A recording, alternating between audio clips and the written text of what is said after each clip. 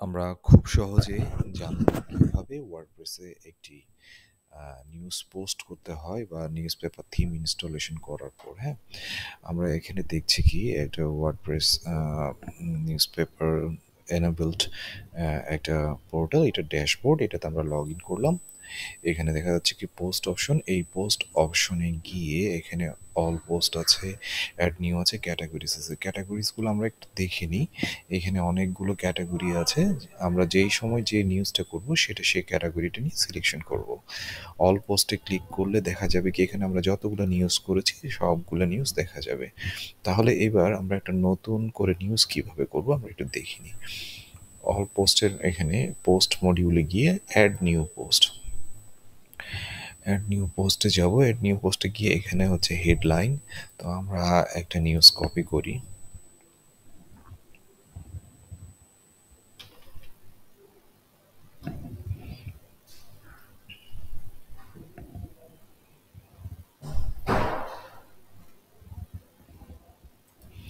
আমরা একটা news copy করছি, এটা অনেক একটা পুরাতন নিউজ পেপারের।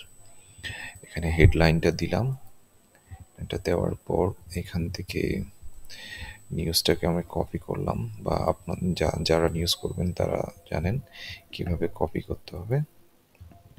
সেই নিউজটা কপি করার পর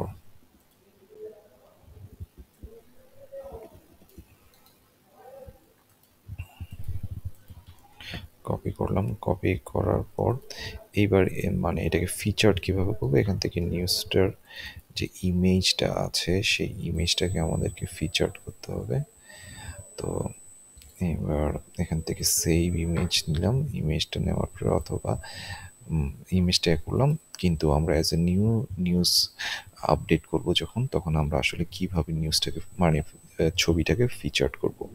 তাহলে এইটা সাপোজ আমি মনে করতেছি কি এখানে কোনো একটা ক্যাটাগরির নিউজ, ঠিক আছে? তাহলে আমি বৃহত্তর চট্টগ্রাম বা সামথিং এভাবে দিলাম। দেওয়ার পর এখানে ফিচার্ড ভিডিও হলো ভিডিও, আর এখানে ফিচার্ড ইমেজ, তাহলে আমি এই জায়গায় ফিচার্ড ইমেজটা ক্লিক করব। ফিচার্ড ইমেজটা ক্লিক করার সাথে সাথে এখান থেকে এই ইমেজ যেটা আমি ফিচার্ড করতে চাচ্ছি সেটা আপলোড করে দিলাম। আপলোড করার পর এখানে ফিচার্ড এবং ক্যাটাগরি, যেই নিউজটার ক্যাটাগরি সেটা সিলেকশন করে দিলাম, আবার সিলেকশন করে দেখাচ্ছি। সিলেক্ট হয়ে গেলো, ওই ক্যাটাগরিতে গিয়ে এই নিউজটা পাবলিশ হয়ে যাবে। মানে আমরা যখনই যে ক্যাটাগরিতে নিউজটা পাবলিশ করতে চাইবো তখন সেই ক্যাটাগরিটাই এখানে সিলেকশন করে এখানে পাবলিশ করে দিতে হবে। এবার আমরা এখানে একটু রিফ্রেশ করে দেখি, এটা সরাসরি চলে এসেছে এখানে।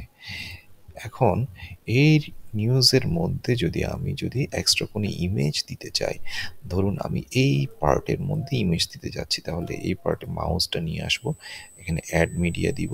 অ্যাড মিডিয়া দিয়ে আমি কোনো একটা ইমেজ নিয়ে আসতে চাচ্ছি, তাহলে এই ইমেজটা যদি নিয়ে আসি তাহলে কি করতে হবে, এখানে এটা এই ইমেজটাকে সিলেকশন করতে হবে, ইনসার্ট পোস্ট দিতে হবে। অথবা যদি আমি আপলোড করতে চাই নতুন কোনো একটা ইমেজ, তাহলে এখান থেকে আপলোড ফাইলসে গিয়ে সিলেক্ট করতে হবে, সিলেক্ট করে এখান থেকে ইমেজটা সিলেকশন করতে হবে। সিলেকশন করার পর ইনসার্ট ইনটু পোস্ট, দেখা যাচ্ছে কি এখানে অলরেডি হয়ে গেছে এটা। তাহলে এইভাবে আমাদেরকে কি করতে হবে, নিউজগুলোর মধ্যে ইন্টারনালি যদি পিকচার থাকে সেটা এবং আপডেট করে দিব, অথবা পাবলিশ যদি করতে চাই তখন পাবলিশ করে দিতে পারবো। খুব সহজেই আমরা বুঝতে পারলাম কিভাবে ওয়ার্ডপ্রেসে মানে নিউজগুলো আপডেট করতে হয়। এবার আমরা এটার আউটপুটটা আবার দেখব।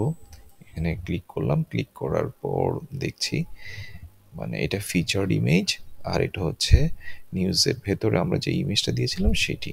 তাহলে খুব সহজেই আপনি বা আমরা খুব সহজেই এই ধরনের নিউজগুলো আসলে করে নিতে পারবো। Thank you.